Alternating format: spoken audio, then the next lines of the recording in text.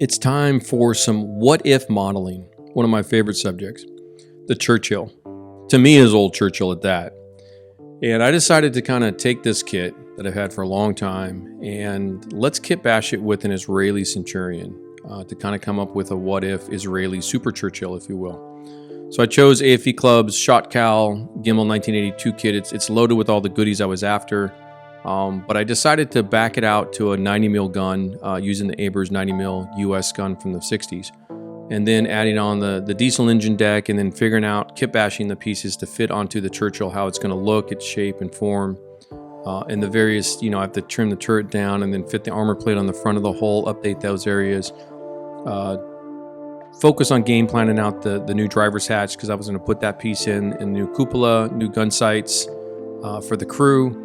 And kind of just the general overall context of fitting these pieces into the old Tamiya kit and cutting out the older hatch and then putting in a new one which fit perfectly, so I was super happy with that. And then coming in and trimming down the Centurion mantlet to kind of fit inside the Churchill's thinner dimensions, if you will, which all worked out really well in the end, and plus some of the ERA pieces that I can use later on. So looking at some of the other Israeli designs and what I want to do, I know I'm going to want to put some side skirts on this thing or update those, kind of increase protection down along the armored sides of the old kit. And then another win here was the air cleaners will fit perfectly on the side where the older ones went on the stock Churchill. And then from there, I was trying to figure out on top of the fenders, okay, well, where does all the Centurion stowage boxes work? The Churchill's a bit lower of a design that doesn't really lend itself to fender boxes that much. So kind of figured that one out, what I was going to do with that. And then coming in for the ERA turret layout, which has kind of a similar, area to the top of the Centurion turret. And really wanted to keep the British flavor alive. And I looked at various gun ideas when I was thinking this through, and I felt the 90mm came out the best at the end after looking at the cockerel and some of the French post-war designs and stuff. And this barrel here, I think really kind of fit the genre, and it still gave it a pretty good punch. Upgrade from its 75. So everything so far is going swimmingly, and I can't complain. And that was a wonderful thing. So I just decided that let's get this turret glued together. The core of the shapes of this one were going to come from the M50, M51 series, the Super Sherman. I was a big fan of kind of that redesign in the back of that turret, and I felt the counterweight here on the Churchill, because it's kind of a small turret as it is, would give the vehicle a little bit more visual weight and oomph to it and kind of modernize it, if you will. And so that's kind of one of the first things I tackled here was let's get this shape, because that's going to dictate a lot of the other stuff once the gun's decided. But you have to go through and clean up the old Tamiya kit, old paint's coming off, old magazine paint at that. It's an old magazine build right there, but knock yourself out. I have no problems, as you guys well know, of taking old projects and redoing them. That's I don't fall in love with this old stuff. There's always room for improvement in those kind of conversations, and this is a perfect example of just taking a piece I had, and it's been useful to a point, and now let's gonna get some new life out of it. And those carbon fiber sanding sticks, by the way, are the bomb. They're worth getting. Let's get some of this old glue stuff off. What I'm going to do with this stowage bin here is I'm going to actually use it as a framework for the new counterweight on the back of the turret. So what I wanted to do was kind of trim it down a little bit more flush, get its details off of it, and just use its boxy shape as kind of the general context of the form that I wanted to put for the turret weight, for the counterweight. So I'm kind of messing around with it, see which way it goes. Clean it up a little bit more and get all this other stuff off. Figure out where I want to put it, where it's going to go, and glue it in. And that kind of length of the turret was something I was after visually. So we can get the part glued on here now. And I flipped it over because it fit a little bit better that way upside down and gave me a little bit more clearance for what I wanted to do. Make sure everything's true and level. And then I'm kind of testing out Centurion stowage bins for the turret and some other detail shapes, and I can already visualize in my head kind of how I wanted this to go. So to do this part of the project and do it early and get it done, and this is going to be the make or break for whether this model even continued, because if this doesn't look good, I'm out. So from here I decided to take some Tamiya quick type putty. A few hours later, it did take a while to blend that up on stream. That was hilarious. But get that molded onto the turret pieces there, and again you can see I'm using the stowage bin as kind of my framework to build it around, to pack on the putty on top of that. pretty straightforward stuff, you know, sculpting 101. This is real rudimentary here, and it's really just work the form, get your general overall shape locked in, get those kind of problems solved, make sure there's no clearance issues, make sure it's a functional addition to the design, if you will, if you're doing a what if or custom. And then it's just coming in and kind of, okay, well, I'm going to put it's welded on in the Super Sherman. You know, there's pretty sizable turret welds when you look at those add-on pieces. So I want to make sure that I've kind of prepped for that, because I'm going to need to put some nice tasty weld beads on this guy too later on.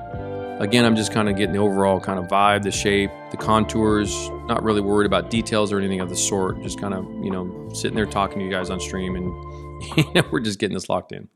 And I toyed around with the idea of kind of going one step further with the Centurion bits, you know, making sure that the sidemen look good. But then I also thought, well, you know, I probably want to look at maybe adding the turret basket from the Centurion. It actually came up pretty close and almost fit pretty well. But overall, most of the Centurion bits were an easy transfer. This is, in terms of kitbashing, this was a pretty straightforward one. But at the end, I decided not to do the turret basket. I just felt the look of kind of how the Super Sherman was, with just kind of exposed counterweight was a better play in the end.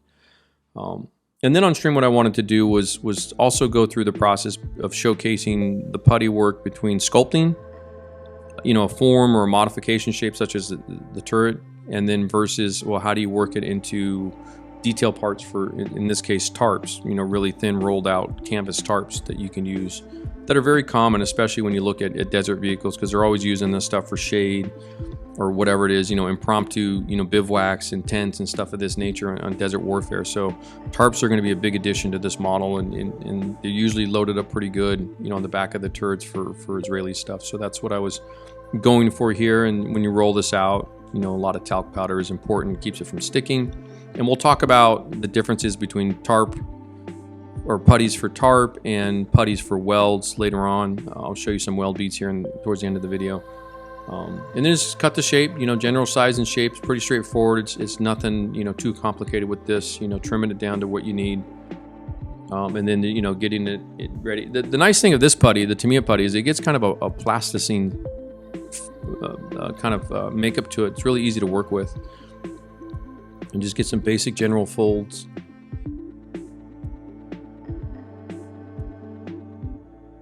And I try to, when I do my tarps, I try to keep the folds in kind of a heavy gravity kind of look, and put it, you know, press it down into the model. And the reason you have all the talc powder involved was you're going to want to actually pull this off in the model for painting later on. So you don't want it to stick to the model, which is one of the differences between tarp making with putty versus the weld, because the welds you actually need to stick, so you don't use anywhere near as much talc.